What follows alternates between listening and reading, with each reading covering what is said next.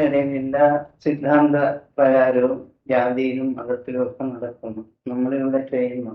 ഇത് ഏതാണ്ട് ഒരു 35 കൊല്ലത്തിന് മുൻപേ ഇങ്ങനെ ഒരു അറിവുണ്ട്. ഈ അറിവ് എന്താണെന്ന് നമുക്ക് മനസ്സിലായിരുന്നതേ ഇല്ല. അതിന്റെ ഒരു അവസാന ചടങ്ങോളം വന്നിരിക്കുന്നു. അതിന് മുൻപൊക്കെ ചെയ്തിട്ടുള്ള പ്രാർത്ഥനയെല്ലാം ഹിന്ദുക്കളുടെ ന്യായത്തിൽ ത്രിമൂർത്തി സമ്പ്രദായം എന്ന് പറയുന്ന ഒരു ഭാഗം. ഈ ബ്രഹ്മാവ്, വിഷ്ണു, ശിവൻ അല്ലെങ്കിൽ ശാക്തേയം, ശൈവം, വൈഷ്ണവം ഇങ്ങനെ കേട്ടിട്ടുള്ളൂ. ഇതാണ് നമ്മൾ ചെയ്തുകൊണ്ടിരുന്നത്. ഇത് എപ്പോഴുണ്ടായ എങ്ങനെ ഉണ്ടായെന്നും അധികം പേർക്കും അറിയില്ല. പിന്നെ ഓരോ ചരിത്രങ്ങളും അതിന്റെ പിന്നിൽ കഥയും ആ കഥയുടെ പിന്നിൽ വന്നിരിക്കുന്ന പുരാണങ്ങള്, അങ്ങനെ അനവധി പുരാണങ്ങൾ, 18 പുരാണം, 6 ശാസ്ത്രന്മാര് വേദം എന്നുള്ള നിലയിൽ വന്നു. പക്ഷെ ഇത് എവിടെ നിന്ന് ആരംഭിച്ചെന്ന് പറയാനുള്ള കരുത്ത് അധികം പേർക്കില്ല. ഇത് നമ്മുടെ എല്ലാ മതത്തിനും എല്ലാ തരത്തിലും ഇന്നോളം, അതായത് നമ്മൾ ഇങ്ങനെ ഒന്ന് മനസ്സിലാക്കി 25 ചതുരയുഗത്തിന് എന്ത് കാലതീർപ്പുണ്ടെന്ന് നമ്മൾ മനസ്സിലാക്കി. ഒരു ചതുരയുഗത്തിന് ഒരു 12,000 ദിവ്യവർഷം എന്ന് പറയുമ്പോൾ നമ്മൾ ഇങ്ങനെ കണ്ടാൽ മതി. ഞാൻ പലപ്പോഴായിട്ട് പറഞ്ഞിട്ടുണ്ട്. പക്ഷെ അത് എല്ലാവർക്കും എല്ലാം ഉറയി കിട്ടാൻ സന്ദർഭമില്ല. ഈ 25 ചതുരയുഗം എന്ന് പറയുമ്പോൾ ഒരു ചതുരയുഗത്തിനാണ് നമ്മൾ ഈ പറഞ്ഞ 12,000 ദിവ്യവർഷം. ഒരു ദിവ്യവർഷത്തിന് ഒരു ദിവ്യവർഷത്തിന്റെ കാര്യം പറയുക 365 വർഷമാണ്. 365 വർഷം കൂടുമ്പോഴാണ് ഒരു ദിവ്യവർഷം. ആ ദിവ്യവർഷം ദേവന് ഒരു ദിവസം. അതങ്ങനെ മാറി മാറി പിശാചുക്കളും വരെ എത്തി നിൽക്കുന്നതിന് അതിനൊക്കെ കാലതീർപ്പം. പക്ഷെ നമുക്കിന്ന് ഒരു ദിവസം രാവും പകലും, അങ്ങനെ വെളുത്ത പക്ഷവും കറുത്തപക്ഷവും. ആ കറുത്തപക്ഷത്തില് നമുക്കത് അറിഞ്ഞൂടാ. നമ്മുടെ ആളുകളുടെ ലോകത്തെ നമുക്കറിയില്ല. ഈ കുഞ്ഞുങ്ങള് കറുത്തപക്ഷത്തിൽ ജനിച്ചതാണ്. അതിനാണ് വെളുത്തപക്ഷവും കറുത്തപക്ഷവും വെച്ചിരിക്കുന്നത്. ഈ വെളുത്തപക്ഷത്തിൽ തന്നെ ഇന്ന കാര്യങ്ങളെ അതുകൂടിയേ ഇരിക്കാവും. അപ്പൊ അങ്ങനെ ഒരു കർമ്മം. അപ്പൊ ഇങ്ങനെയുള്ള വെളുത്തപക്ഷം എന്ന് പറയുമ്പോ നമ്മള് ചാന്ദ്രമാസം എന്ന് പറയും. അപ്പൊ ഈ ചാന്ദ്രമാസം ഇപ്പൊ നമുക്ക് 15 ദിവസം വെളുത്തപക്ഷം, 15 ദിവസം കറുത്തപക്ഷമായിട്ട്, ഇതും പിതൃവിന്റെ ഒരു ദിവസമായിട്ട്. അത് പിന്നെ ഇങ്ങനെ ദേവന് എന്റെ അംശങ്ങളെ വർദ്ധിച്ചു വരുമ്പോൾ അത് വർദ്ധിച്ച് ഒരു ദേവന്റെ വർഷമാണ് ഈ പറയുന്നത് 365 വർഷം. അപ്പൊ ഇങ്ങനെയുള്ള ഈ വർഷക്കണക്കിന് കാലങ്ങളുടെ വെളിച്ചത്തിലേക്ക് നമ്മൾ പോകുമ്പോൾ അങ്ങനെയുള്ള മഹാത്മാക്കൾ അവര് നമുക്ക് അറിഞ്ഞെടുക്കാൻ കഴിയുന്നതേ അല്ല. പക്ഷെ അവര് നമ്മളോട് പറഞ്ഞാൽ നമുക്ക് അനുസരിക്കാൻ കഴിയില്ല. നമ്മുടെ ജനനം മോശമാണ്. അതിന് നമ്മൾ ഇങ്ങനെ നമുക്കാണ് ദൈവത്തിന്റെ പേരും പറഞ്ഞ് നമുക്ക് അനേക വിധത്തിലുള്ള ആചാരങ്ങൾ കണ്ടിട്ടുണ്ട്. വളരെ സ്ഥലത്ത് പ്രവാചക മതങ്ങൾ തന്നെയുണ്ട്. ഈ 25ഓളം പ്രവാചക മതം വന്നിരിക്കുന്നു. അതില് പ്രാധാന്യം കൊടുത്ത് പറയുന്ന നടപ്പ് കാലത്ത് ജനനത്തിൽപ്പെട്ടതാണ് മോസസ്, യേശു. ഇവരെല്ലാം മഹാത്മാക്കളായിട്ട് ജനിച്ചിട്ട് അല്ലെങ്കിൽ അവരുടെ പിൻഗാമികളായിട്ട് ഇന്നുവരെ ആരെല്ലാം വന്നിട്ടുണ്ടോ ഇവരെല്ലാം തന്നെ ഈശ്വരഭക്തിയുള്ളവരാണെന്ന് തെളിയിച്ചു. പക്ഷെ അതുപോലെ ഇന്ത്യക്കകത്ത് ശ്രീകൃഷ്ണന് ശേഷം കൂട്ടുക നമ്മൾ ശ്രീകൃഷ്ണന്റെ ജനനത്തിന് ശേഷം എത്രയും മഹാത്മാക്കൾ ജനിച്ചു. നമുക്കത് പറഞ്ഞു കിട്ടിയിട്ടേ ഇല്ല. ഇത് നമ്മൾ എങ്ങനെ മനസ്സിലാക്കും? ഇത് ഇങ്ങനെ പറഞ്ഞു പോയാൽ വളരെയധികം പറയാനുണ്ട് ഒരു വിഷയം. പിന്നെ നിങ്ങളെ ഞാൻ ഇങ്ങനെ ഓർമ്മിപ്പിക്കുന്നത്, നിങ്ങൾ വളരെ സൂക്ഷിച്ച് ജീവിക്കേണ്ട കർമ്മത്തിന്റെ ആളുകളാണ്. താണെടുക്കുന്നു. അപ്പൊ നമുക്ക് ഒരു മഹാത്മാവിനെ ജന്മം കിട്ടിയാൽ ആ മഹാത്മാക്കളുടെ അച്ഛനമ്മമാരെ ലോകമാതാവും ലോകപിതാവുമായിട്ട് നമ്മൾ കാണും. അപ്പൊ ഏതെങ്കിലും ഒരു തികഞ്ഞ മഹാത്മാവ് ജനിച്ചാൽ എന്താണ് സ്ഥിതി എന്ന് നിങ്ങളൊന്ന് ചെയ്യും. സന്യാസത്തിന്റെ മഹിമയൊന്നും നിങ്ങൾ കാണും. അത് ദൈവത്തിന് സ്ഥലത്ത് സന്യാസമോ അതിനപ്പുറത്ത് എന്തോ വന്നു. പക്ഷെ നിങ്ങളെ സംബന്ധിച്ച് അതല്ല ഗൃഹസ്ഥാശ്രമിയുടെ ആവശ്യം. ഒരു നല്ല പുത്രന്മാരുണ്ടാവുകയാണ് ആവശ്യമെന്ന് നിങ്ങൾ മനസ്സിലാക്കി. ഇത് വെറുതെ അനുഭവത്തില്ല, അങ്ങനെ ധരിക്കുകയരുത്. ഇത് വല്ല സ്വാർത്ഥികന്മാരും പിന്നെ നമ്മൾ അതിനെ കാണേണ്ടത് ഈ പ്രവാചകന്മാരുടെ അച്ഛനമ്മമാര് അവരുടെ കഷ്ടപ്പാട്. ഹിന്ദുക്കള് അല്ലെങ്കിൽ എല്ലാ മതത്തിലും ചിന്തിച്ചും പറഞ്ഞും പഠിപ്പിച്ചും വെച്ചിരിക്കുന്നതായ കാര്യം അവര് ജനിക്കുന്ന ഇന്ന വിധത്തിലേക്ക് ജനിക്കും എന്നൊക്കെയാണ് ധരിപ്പിക്കുന്നത്. ഒരിക്കലും അത് ശരിയല്ല. അത് ചിന്തിച്ചും പഠിച്ചും ശാസ്ത്ര സമ്പ്രദായത്തിൽ എത്തിച്ചിട്ട് പറയുന്ന ചില ചില്ലറ കാര്യങ്ങളാണ്. അതല്ല ഇങ്ങനെ അനേക കോടിക്കണക്കിനുള്ള ജീവാത്മാക്കൾ മറ്റു മതങ്ങളിൽ ജന്മം പറയാത്തവരുടെ കാര്യം പറയുന്നു. പക്ഷെ അവിടെ അത് തന്നെയാണ് നടന്നിരിക്കുന്നത്. 25ഓളം പ്രവാചകന്മാർ ജനിച്ചു എന്ന് പറഞ്ഞ ജന്മത്തിന്റെ അളവ് കാണിക്കരുത്. അതല്ലെന്ന് ആ ഒരു കാലത്തും പറയാനും ഒക്കില്ല. അതുണ്ടെങ്കിൽ അതിന് കീഴോട്ടുള്ള ജനങ്ങളൊക്കെ അതിനെ അനുസരിക്കേണ്ടവരില്ല. അപ്പൊ ജനനം ഇല്ലെന്ന് പറയുന്നതിന് ജനനമുണ്ട്, പക്ഷെ അതെങ്ങനെയാണ് തിരിച്ചറിവില്ലാത്ത സിദ്ധാന്തികൾ വന്നിട്ട് ജനനമില്ല എന്ന് പറയും. അങ്ങനെയല്ല, ജനനമില്ല. ആർക്കാണ്?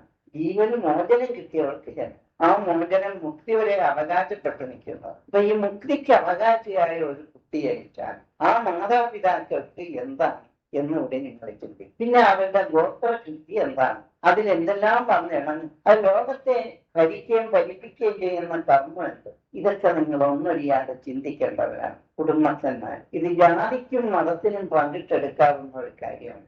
ഇത് ജീവന്റെ പരിണാമ സിദ്ധാന്തത്തിൽ ഇരിക്കുന്ന ഒരു സത്യവിശേഷം.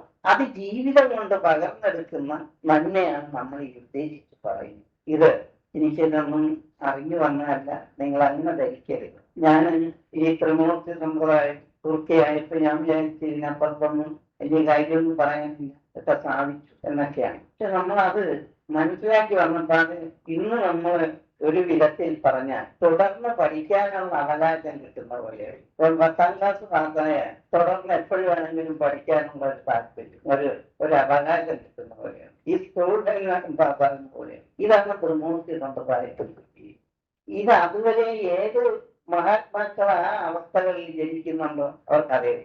ഇങ്ങനെയുള്ള മഹാത്മാക്കൾ ജനിക്കുന്നതിന് തന്നെ ആ മാതാവിന് അറിവുണ്ടാകും, പിതാവിന് ഉണ്ടാകാറുണ്ട്. അത് ചുരുക്കം എന്താണെന്ന് ചോദിച്ചാൽ അത് അങ്ങനെ പറയപ്പെട്ടതാണ്. അതിനാണ് പെൺകുട്ടികളെ നമ്മൾ സൂക്ഷിച്ച് വളർത്തണം. അന്നേരം ചോദിക്കുക ആൺകുട്ടികളെ സൂക്ഷിക്കേണ്ടത് വേണം. കാരണം വിത്തുഗുണം 10 ഗുണം എന്നൊരു ചൊല്ലുണ്ടല്ലോ പഴയ കാലത്ത്. അപ്പൊ അങ്ങനെയുള്ള ഒരു വലിയ കർമ്മത്തിന്റെ ഒരു ആരാധനാ സ്വഭാവം നമ്മൾ വിശ്വസിക്കണം. നമ്മുടെ ജീവിതം അത് നമ്മുടെ ജീവിതത്തിൽ പകർന്നതാണ്, അല്ല വെറുതെ ഉപയോഗപരമല്ല. ആ ജീവിതത്തിൽ നമുക്ക് പകർന്നു കിട്ടുന്ന ഒരു സത്സന്താനം, അത് ലോകത്തിനെ മാറ്റിയെടുക്കുന്ന ഒരു വലിയ കർമ്മം. ഇത് ഇങ്ങനെ വന്നതിന് ശേഷം എത്രയോ കോടി ജനങ്ങൾക്ക് ഒരു നേതാവായിട്ട് വരിക. ഇന്ന് അതിക്കുറെ കുഴപ്പങ്ങളുണ്ടെങ്കിലും ഹിന്ദുക്കളുടെ ഇടയിൽ തന്നെ എത്രയോ ഗുരുക്കന്മാരെ ജനിച്ചു. അവരിൽ കുറെ ആളുകളെ ആ വശത്ത് ആക്കി എന്തെങ്കിലും ആകട്ടെ ഒട്ടും വിശ്വസിക്കുന്നില്ല എന്ന് പറയുന്ന കമ്മ്യൂണിസ്റ്റുകാർ ചില ഇപ്പൊ ഞാൻ അങ്ങനെ നിന്നുകൊണ്ട് എനിക്ക് അങ്ങനെ അറിയാൻ കഴിഞ്ഞിട്ടുണ്ട്. ശിവേരിയിലാണ് ഈ വൈദ്യമഠത്തിന്റെ അവിടെ വന്നു നിന്നത് കമ്മ്യൂണിസ്റ്റുകാര് പറയാം. അവൻ ഇതിലൊന്നും ഒരു വിശ്വാസം പറഞ്ഞില്ല. ഞാൻ ഒരു കാര്യം പറഞ്ഞ കൂട്ടത്തിനെ പറഞ്ഞിട്ട് അപ്പൊ ജനനം കൊണ്ട് മഞ്ഞ ഉണ്ടായാലോ ആ ദോഷവും ഗുണമായിട്ട് വീതിച്ചെടുക്കുന്ന കർമ്മത്തിൽ പറയാണ് തികഞ്ഞ ഒരു കർമ്മി. അവൻ അവിടെ വന്ന് നിന്നിട്ട് പറയണം, സ്വാമി ഇങ്ങനെയൊക്കെ ആണെങ്കിലും മറ്റു സന്യാസിമാരെ പോലെയല്ല. അതെന്താണ്? അത് നോക്കിയപ്പോൾ അവിടെ ഒരു കട്ടിലും കിടക്കേക്കാം. അപ്പൊ ഈ കട്ടിലും കിടക്കയൊക്കെ സ്വാമി ഉപയോഗിക്കും. അപ്പൊ അവിടെ അവൻ സ്വാമിയെ പൊക്കി പറഞ്ഞ് അവിടെ ആരെങ്കിലും ഭാവങ്ങൾ നയിക്കുന്ന അവന്റെ വോട്ട് കിട്ടാനായി പറഞ്ഞു. സ്വാമിയുടെ അവന് വിശ്വാസം ഉണ്ടായിട്ട് പറഞ്ഞല്ല. ഇവൻ അവിടെ ഇങ്ങനെ പറഞ്ഞിട്ട് പോകാൻ അവിടെ എനിക്കറിയാം ഇപ്പൊ പറയുന്നതല്ല. അപ്പൊ അതില് ആ നേതാവിന് ഒരു ആളാണ് നമ്മുടെ കമ്മ്യൂണിറ്റി മന്ത്രിസഭയിലെ സ്പീക്കറായിട്ട് വരുന്ന ഒരാൾ. അപ്പൊ ഇവരൊക്കെ ഇങ്ങനെയാണ് നമ്മളോട് സംസാരിക്കുന്നത്. അപ്പൊ കമ്മീഷനുകാരനാണ് അവന് അതിനൊരു ഉപാധി കണ്ടുപിടിക്കുക. സ്വാമി ചെക്ക് മെത്തേഡിലേക്ക് കിടക്കും, അങ്ങനെയൊക്കെയാണ്. അതൊക്കെയാണ് അതിന്റെ പേര്. അവന്റെ എന്ത് ചെയ്യാൻ പറ്റും? ഇപ്പൊ ഇതുപോലെ ഒന്നുമില്ലെങ്കിലും അവന്റെ കാഴ്ചയിൽ അങ്ങനെ വന്നു. അപ്പൊ ഇത് നല്ല ഒരു കുട്ടി ജനിച്ചതാണെന്നുള്ള കാര്യം എന്താ അവൻ പറയുന്നത്? അവൻ പറയുന്നത് വേറെയാണ്. അവൻ പറയുന്നത് എന്താണ്? ഇങ്ങനെയൊക്കെയാണ്. അപ്പൊ ആരെങ്ങനെ ജനിച്ചാലും ഇങ്ങനെയാണ് അവര് ജനിക്കുന്നത്. അവർ ചീത്തയായിരുന്നു, ആ ചീത്തയ്ക്കൊരു മാന്യതയുണ്ടാകും. ഇത് അനവധി മഹാത്മാക്കളുടെ ജന്മത്തിലേക്ക് എത്തി നോക്കുമ്പോൾ ഇങ്ങനെ കാണുന്നു. വലിയൊരു അവസ്ഥാന്തര വേദം. ഇത് ജീവിതത്തിൽ ഗൃഹസ്ഥാശ്രമിക്കല്ലാതെ ഇത് ചെയ്യാൻ കഴിയില്ല. പറഞ്ഞ ഗുരുക്കന്മാരുടെ പരമ്പരയായിട്ട് എത്രയും കോടി ജനങ്ങൾ, അതുപോലെ പ്രവാചകന്മാരുടെ പരമ്പരയിലായിട്ട് ഈ 25 പ്രവാചകന്മാരുടെ കീഴിൽ എത്ര കോടി ജനങ്ങളാണ്. ഇങ്ങനെ നോക്കുമ്പോൾ ഇവരൊരു വിശ്വാസികളായിട്ടാണ് പോയിരിക്കണം. എന്തോ പറഞ്ഞു എനിക്ക് കുറെ വിശ്വാസം ഇല്ലെന്നുണ്ടെന്നൊക്കെ വരും. പക്ഷെ കൂടുതലും പേര് വിശ്വാസികൾ എന്നുള്ള നിലയിൽ വരും. ബാക്കിയുള്ള വിചാരിക്കുന്നതായിരിക്കും. ഇങ്ങനെ ഒരു അവസ്ഥ നമ്മുടെ മുൻപിൽ ഇന്ന് നടന്നുകൊണ്ടിരിക്കുന്നു. ഇതിനെ ഇല്ലെന്ന് നിങ്ങൾക്ക് ആർക്ക് പറയാം? ഇപ്പൊ ജന്മം കൊണ്ട് തന്നെ ഉണ്ടാകുന്ന ഒരു കർമ്മം നമ്മൾ ജീവിതം കൊണ്ട് ഉണ്ടാക്കി. വേദവും ശാസ്ത്രവും പുരാണവും ഇതിഹാസവും ഒക്കെ വേണ്ടെന്നുള്ള അർത്ഥവും നിങ്ങൾ വെക്കരുത്. അതൊക്കെ വേണം. എന്തിനാണ്? ഒരു ചരിത്ര സത്യം തെളിയിക്കുന്നതിന് വേണ്ടി അതിന്റെ ആദിമ ഗുരുക്കന്മാര് കണ്ടുവയ്ക്കുന്ന ഒരു സത്യത്തിന്റെ ഒരു ഭാഗം പറയാൻ, അതങ്ങനെ പറഞ്ഞിട്ട് അതിൽ കൂടി പിന്നെ അതിന് തുടർന്ന് വളർന്നു വരുന്ന മക്കൾക്ക് വേണ്ടി ഒരു ചരിത്രം ഉണ്ടാകും അവർക്ക്. ഇത് തന്നെയാണ് ഏത് രാജ്യത്തും ഏത് ഉദ്ഗ്രാമങ്ങളിലാണെന്ന് പറഞ്ഞാലും ഇത് തന്നെയാണ് നടക്കുന്നത്. അപ്പൊ ഈ നടക്കുന്ന കാര്യത്തിൽ നമുക്ക് തികച്ചും നല്ല വിവരം ഇല്ലെങ്കിൽ ഒരാണോ പെണ്ണോ ഇപ്പൊ എന്താണ് നിങ്ങൾ പടിഞ്ഞാറത്തുകാരെ പറ്റി കുറെ ആക്ഷേപം പോലെ പറയാറും, പക്ഷെ നിങ്ങൾ അവരുടെ ഭാഷ ഉപയോഗിക്കാറും. അതെന്താ കാര്യം? പോലീസുകാരും ഒക്കെ ഈ നമ്മുടെ ഭാഷയാണ്. അപ്പൊ ഇത് നമ്മള് മനസ്സിലാക്കണം. എന്താണ് കാരണം? 2000 കൊല്ലത്തിനകത്ത് ഒരു മഹാൻ ജനിച്ച് ആ ഭാഷ ഇങ്ങോട്ട് പകരത്തക്ക വിധത്തിൽ ഒരു കുഞ്ഞി ജനിച്ചതാണ് കാരണം. മനസ്സിലായില്ല. പക്ഷെ നിങ്ങൾ എന്ത് ചെയ്തു? ഇവിടുത്തെ രാജാക്കന്മാരുടെ ഒരു അറിവുകേട് കൊണ്ട് അവരവരുടെ അന്നത്തെ കാലത്തെ ചരിത്രത്തിൽ അവർക്ക് കിട്ടിയ സ്ഥാനത്ത് ഒരു ഭാഷ ഉണ്ടാക്കി. ഈ ഭാഷ നമ്മുടെ ഭാഷയിൽ പറഞ്ഞ കരിപ്പട്ടി ഒട്ടപ്പാടം ഒരു കരിപ്പട്ടി കമ്മ്യൂണിറ്റി അല്ലെങ്കിൽ ഇവിടുത്തെ ഭാഷയിലാണ്. നിങ്ങളുടെ അങ്ങോട്ട് പറയുന്ന അങ്ങനെ ചക്കര എന്ന് പറയും അല്ലേ? ആ കരിപ്പട്ടി കമ്മിറ്റി വെച്ചാൽ നമ്മൾ അകലത്തിലാണ് ഞങ്ങളുടെ ഭാഷ. ഇങ്ങനെ ഇന്ത്യയുടെ അകത്ത് 600-ലധികം രാജാക്കന്മാരുണ്ടായി. ഇത് ഒരു 500 ഭാഷയെങ്കിലും കാണും ഇതിനകത്ത്. ബാക്കിയുള്ള പിന്നെ മറ്റൊന്നും ചേർന്നില്ല. അപ്പൊ ഇങ്ങനെയുള്ള അറിവുകേട് നമ്മളിൽ പകർത്തിയ മിടുക്ക് പകർന്നു വന്ന രാജാക്കന്മാരാണ് ഉണ്ടായി. ഇത് മറ്റു രാജ്യങ്ങളിലും ഉണ്ടായി. പക്ഷെ ഇതിങ്ങനെ വന്നിട്ട് ഇന്ന് ഇംഗ്ലീഷ് ഭാഷ ലോകം മുഴുക്കെ ഉപയോഗിക്കാനുള്ള കാരണം ഉണ്ടായത് ഈ കൊച്ചു രാജ്യത്ത് എഴുതനാണെങ്കിലും പോയ അവിടെ സമാധിക്ക് കാരണം ഉണ്ടാക്കിയതാണ്. കാരണം എന്തോ ആകും. കുത്തിക്കൊന്നാലും ശരി, നിങ്ങൾ ചവിട്ടിക്കൊന്നാലും അത് നിങ്ങളുടെ ലോക്യത. ആ ഭാഷ, ആ ത്യാഗത്തിന്റെ വലിപ്പം ലോകത്തേക്ക് പകർന്നു. ഇതുപോലെ നെറ്റിയില് ഇന്ന് ഇത് രണ്ടും ലോകത്തേക്ക് വലുതായിരിക്കും. നിങ്ങൾ അക്ഷരം പറഞ്ഞത് ഒന്നുമില്ല. ഇന്ത്യയില് എത്രയോ വലിയ ഗുരുക്കന്മാരുണ്ടായി, ഒന്നും ചെയ്യാൻ കഴിഞ്ഞു. കാരണം നിങ്ങളുടെ ഭാഷയുടെ അപകടമാണ്. അവിടെയും ഭാഷ ഇല്ലെന്നല്ല പറയും. പക്ഷെ നിങ്ങളുടെ ഭാഷയുടെ അകത്ത് ഇന്ന് നിങ്ങൾക്ക് മലയാളി ആയിട്ട് പറയുന്നതിനൊരു മാനക്കില്ല. എന്തൊന്നും ചെയ്യും. മലയാളിക്ക് മലയാളം സംസാരിക്കുന്ന ഒരു മാനക്കില്ല. ഇത്രയും ഗതികെട്ട അറിവില്ലായ്മയുടെ മൂടാണ്. അപ്പൊ തമിഴ് അല്ലാതെ അവൻ മറ്റൊന്നുമല്ല. പക്ഷെ അവൻ വെളിയിൽ പോയാൽ എന്താ കാണിക്കുന്നത്? അപ്പൊ ഈ ഹിന്ദിക്കാരെ അങ്ങനെ, അല്ലെങ്കിൽ കർണാടകം, തുളു ഇങ്ങനെ പറഞ്ഞിട്ട് ഈ ഭാഷയുടെ അകത്തൊക്കെ ജീവിച്ചിരിക്കുന്ന മനുഷ്യർ തന്നെ. അപ്പൊ നിങ്ങൾ ഇങ്ങനെ ഒന്ന് കണ്ടു, ഒരു കുട്ടി ജനിച്ചാൽ ആ കുട്ടിയുടെ വലിപ്പത്തിന്റെ ഒരു ഭാഗം ഞാൻ എടുത്തു പറയും. ആ മാതാവിന്റെ ദർശനം കിട്ടിയതിന്റെ ഫലമാണ്. പക്ഷെ അവർ പുതിയതും പഴയതുമായിട്ട് ഒരുപാട് നിയമങ്ങൾ ഉണ്ടാക്കിയിട്ടുണ്ട്. അതൊന്നും അല്ല ഞാൻ പറയാം. അതിന്റെ സത്യത്തിന്റെ പേര് പറയുക. അപ്പൊ ഈ ഇനത്തിൽ നമുക്കൊരു കുട്ടി ജനിച്ചാൽ ഉണ്ടാകുന്ന മഹത്വത്തെ പറ്റി നമുക്ക് പറഞ്ഞ് ബോധ്യപ്പെടുത്താൻ ആരാണ് സാധ്യമാണ്. അപ്പൊ ഇത് നിങ്ങളുടെ ഏതോ ഒരു കച്ചവടം പോലെ ഇങ്ങനെ കൊണ്ടു നടന്നാൽ നിങ്ങൾക്ക് നല്ല സന്താനം ഉണ്ടെന്ന് പറയും. പിന്നെ എന്റെ ദൈവത്തിന്റെ ഇടയിലാണ് ഇത് ഏറ്റവും നല്ലതിരിക്കുന്നതെന്ന് പറഞ്ഞ് നിങ്ങൾക്ക് മറ്റ് യഥാർത്ഥത്തിൽ നിങ്ങൾക്ക് ദൈവത്തെ കാണാനും പറ്റും.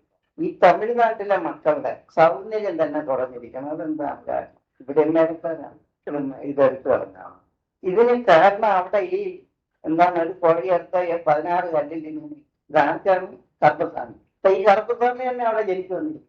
ഇവരാണ് എന്തെന്ന് പറയുന്നത്, ഇവിടെ തമിഴ്നാട്ടുകാർ വരെ ഉണ്ടായിരുന്നു. ഈ HTT ഒക്കെ വന്നിരിക്കുന്ന അതിമോശം. HTT എന്നാണ് ചീറ്റിയിരിക്കുന്നത്. അപ്പൊ ഈ പറയുന്ന വിചാരികൾ അത്രയും ജനിച്ചവർ അവരെവിടെ ചെന്നാലും ഈ വൃത്തികേട് ചുമന്ന് കുത്തിയില്ലേ അവർക്ക് തൊഴിൽ നല്ലതല്ല. ഇതുപോലെ ഇവിടെ ജനിച്ചിട്ട് ഇവിടുത്തെ സത്യസന്ധത മനസ്സിലാക്കാനുള്ള അറിവില്ലാത്ത മക്കളെല്ലാരും കൂടി ഭരിച്ചാൽ ഭരണത്തിൽ നിന്ന് എന്ത് വരുമെന്ന് നിങ്ങൾ കണ്ടുകൊണ്ടാണ്. നിങ്ങൾ സന്യസിക്കാൻ പറയുന്നത്. സന്യസിക്കാനായിട്ട് വരണ്ട, അത് വേണ്ട കാര്യം. അപ്പൊ ഇത്രയും അറിവുകേടിന്റെ മൂട് പറിച്ച് നമ്മുടെ ഹൃദയത്തിനകത്ത് സൂക്ഷിച്ചിരിക്കുന്ന അറിവുകേട് നമുക്കിതെങ്ങനെ നീക്കം ചെയ്യാം? ആ നീക്കത്തിലാണ് നമ്മുടെ ഏറ്റവും വലിയൊരു മാർഗം. ഞാൻ പറഞ്ഞിട്ട് എനിക്കും വിരോധം വരില്ലേ? എന്തെങ്കിലും കുറവുണ്ടോ നിങ്ങൾ കണ്ടെത്തി നോക്കി. വല്ല കുറവുണ്ടോ? ഉണ്ടല്ല. നിങ്ങൾ ആരെങ്കിലും പറയപ്പോ ഈ ആളിന് വല്ല കുറവുണ്ടോ? കണ്ണാടി അത് ഞങ്ങൾ പരിഷ്കരിച്ചതല്ലേ, ഇതൊന്നും കേൾക്കുന്നില്ല. അപ്പൊ ഇത് ഈ മഹാന്റെ നാട്ടിലാണ് നരേണൂരിനെ കള്ളു പക്കയായി ചോദിച്ചത്. ഇവന്റെ ബന്ധമുണ്ടാകുന്ന തന്നെ എനിക്കറിയില്ല. പോട്ടെ, അവരിഷ്ടം പറയുന്നത്. അപ്പൊ ഞാൻ ഇതെന്തിനു പറയുന്നു, അത് നിങ്ങൾ ചിരിച്ചോണ്ടാണ്. അപ്പൊ ഇത്രയും ഞാൻ പറഞ്ഞല്ലോ. പിന്നെ ഇയാളുടെ കാര്യം പറഞ്ഞ ഇയാൾ ഇത്ര നമ്മളെ ഞാനാകെ ഇത്രയേ ഉള്ളൂ. ഒരു ഞെക്ക് വന്നായിരുന്നു. അടുത്ത് നിൽക്കുമ്പോ സൂക്ഷിച്ചല്ലേ പറയാം. അപ്പൊ ഇങ്ങനെയൊക്കെ പറഞ്ഞ ഇന്നും കേട്ടത് അത് അവനൊരു ഞങ്ങൾ നമ്മളെ ഒരു ചെയ്തിട്ടുണ്ട്. അതാണ് അല്ലേ? അപ്പൊ ഇത് സമാജം വേണ്ടേ? ഇല്ലെങ്കിൽ അപ്പൊ ഇങ്ങനെ നമ്മള് മഹാന്മാര് വന്ന അവരെ സാമാന്യം നല്ലതാക്കിയല്ലോ. എന്നിട്ട് അവര് വേറൊരു കാര്യം കൂടി പറഞ്ഞു, ആണുങ്ങൾ ഉള്ള സ്ഥലത്ത് വരണ്ട, അങ്ങനെ നേരെ വന്നേക്കണം. ഞങ്ങൾക്ക് ഭേദബുദ്ധിയൊന്നുമില്ല, ഞങ്ങൾ കുടിക്കുന്നതിലവരും കഴിക്കുന്നതിലവരും എന്താണ് പറഞ്ഞത്? നരേന്ദ്ര സ്വാമി കണ്ടുപിടിപ്പിച്ചിട്ട് പറഞ്ഞതാണ് കള്ളുണ്ടാക്കരുത്, കൊടുക്കരുത്, കുടിക്കരുത് എന്നൊക്കെ പറഞ്ഞ ആളിനെ യുക്തിമാന്യമായി കുടിപ്പിച്ച വീട്ടുകാരുടെ അടുത്തിരിക്കണം. ഇത് ഞാൻ ഇങ്ങനെ പറയണ്ടേ നിങ്ങൾക്ക് നല്ലപോലെ? ഈ മനുഷ്യനെ എവിടെ വെച്ച് കണ്ടാൽ നിങ്ങൾ ഓർമ്മിക്കണം. അതാണ് ഉദ്ദേശിച്ചതാണ്. അതിന് വേറെയും ചില കാര്യമുണ്ട്, അത് ഞാനിപ്പോ പറയുന്നില്ല. പറഞ്ഞ് അത് വിഷമമുണ്ടാകും. അപ്പൊ ഇത് നമ്മളെ സംബന്ധിച്ച് എന്ത് വേണം നമുക്കൊന്ന് മനസ്സിലാകണം. അപ്പൊ ഇങ്ങനെ മഹാന്മാര് ജനിച്ചാൽ ഇതാരില്ല അമ്മയുടെ കൂടെ ഒരു പുറത്ത് ആരെങ്കിലും കൊണ്ടുപോകാൻ വിളിച്ചെന്ന് വെച്ചാൽ. അപ്പൊ ഇത് നമ്മളെ സംബന്ധിച്ച് ഇങ്ങനെയുള്ള മഹാന്മാര് ജനിച്ചാൽ അവരെ സാമാന്യം ഇങ്ങനെയുള്ള മര്യാദയുള്ളവർ ഉപദ്രവിക്കാറ് അല്ല, നന്നാക്കാറുണ്ട്. കാരണം ഈ കള്ളവർക്ക് ഇത്രയും മാന്യമായി സ്വാമിയ അലങ്കരിച്ചതുപോലെ ഇനി കുറച്ച് തലയിൽ ഒഴിച്ചു കൊടുത്തെന്നാണ് പറയുന്നത്. അപ്പൊ അകത്ത് കിടക്കുന്ന എന്താ വാസന കേൾക്കാത്തതുകൊണ്ട് കുറച്ച് തലയിൽ ഇരിക്കുന്നോട്ടെ. ഇത്രയാണ് നമ്മുടെ ആള്. ഇത് ചെത്തരുത്, കുടിക്കരുത് എന്ന് പറഞ്ഞിട്ട് അത് പറഞ്ഞ ഉടനെ എന്നറിയൂ ആനന്ദമേ ശരി അറിയാം. ആ മിഷൻ ആശുപത്രിയുടെ നേരെ പടിഞ്ഞാററ്റത്ത് പ്രവർത്തിക്കുന്ന ഒരു വീട്. ആ വീട്ടിലെ ചെറുക്കനാണ് എഞ്ചിനീയറിംഗ് പാസ്സായി ചത്തുപോയി. അപ്പൊ അവൻ കോടതി പോയി ചത്തുപോയി. അപ്പൊ ഇത് ആ വീട്ടിലെ ആൾ എന്ത് ചെയ്തു എന്ന് വെച്ചാല്, നരേന്ദ്ര സ്വാമി ഇവിടെ പരിഹരിക്കാതെ ഒക്കെ ഉണ്ടെങ്കിൽ നിങ്ങൾക്ക് വിരോധം വരില്ല. നിങ്ങളുടെ മകനായ ഒരു മനുഷ്യൻ എന്നെ ഒന്ന് പിടിച്ചിട്ടുണ്ട്, അത് നരേന്ദ്ര സ്വാമിയെ കണ്ടാൽ മുഖത്ത് നോക്കില്ല എന്നൊക്കെ പറയുന്ന ഒരാളാണ്. അത് ഇയാൾ പേപ്പറിലൊക്കെ എഴുതുന്നുണ്ട്, ഇപ്പോഴുണ്ട്. അപ്പൊ ഇയാളെ ഞാൻ ഇങ്ങനെ നരേന്ദ്ര സ്വാമി കള്ളുപിടിപ്പിച്ചിട്ടുണ്ട്, ഇങ്ങനെയുള്ള മഹാന്മാർ നമ്മുടെ നാട്ടിലുണ്ട് എന്ന് പറഞ്ഞതിന് അയാൾക്ക് വലിയ കുറവായി ഭയങ്കരമായിട്ട് ഇഷ്ടത്തെ വന്നു. അത് തലശ്ശേരിക്കാരാണ്, അത് അവര് അറിഞ്ഞിരിക്കുമെന്ന് തോന്നുന്നു ഇവിടെ ഉണ്ട്. അപ്പൊ ഇത് നമുക്ക് മനസ്സിലായിട്ട് നമ്മുടെ ഈ പറഞ്ഞ വീട്ടിൽ ഈ നിങ്ങൾക്ക് ഇപ്പൊ തന്നെ ഇഷ്ടമാണ്. ഞാൻ അതിനാണ് ഇത് പറയുന്നത്. അതായത് ഇത് കൊടുക്കരുത്, പിക്കരുത്, ഉണ്ടാക്കരുത് എന്ന് പറഞ്ഞ കൊണ്ട് സ്വാമി അവിടെ വന്ന് താമസിച്ചപ്പോഴ് ഇയാൾ എന്ത് ചെയ്തെന്ന് അയാൾ ഇപ്പൊ ഉള്ള അവന്റെ വലിയ കാരണം അവൻ എന്ത് ചെയ്തത്, അന്ന് ഈ കുടിയകളിൽ കള്ളുണ്ടാക്കുന്ന ഏർപ്പാടുണ്ട്. അവിടെ ചെന്ന് അയാൾ ഒരു ലൈസൻസ് ഉണ്ടാക്കി കള്ള് ഉണ്ടാക്കി ചെത്താൻ തുടങ്ങി. പക്ഷെ ഇത് അവിടെയുള്ള പിള്ളേർ എന്നെ കൊലയാക്കുക, കള്ളങ്ങ് തെളിഞ്ഞു വരുമ്പോ കൊലയാക്കുക. ഇത് ഞാൻ വടക്കോട്ടൊക്കെ ഉണ്ട്, ഇവിടെ ഇല്ലെന്നോ. എന്താണ് തെളിഞ്ഞ അല്ലല്ല നീ ചോദിക്കും. എന്താണ് ചോദ്യം? നിങ്ങൾക്ക് വടക്കോട്ടുള്ളവർക്കൊന്നും അറിഞ്ഞത്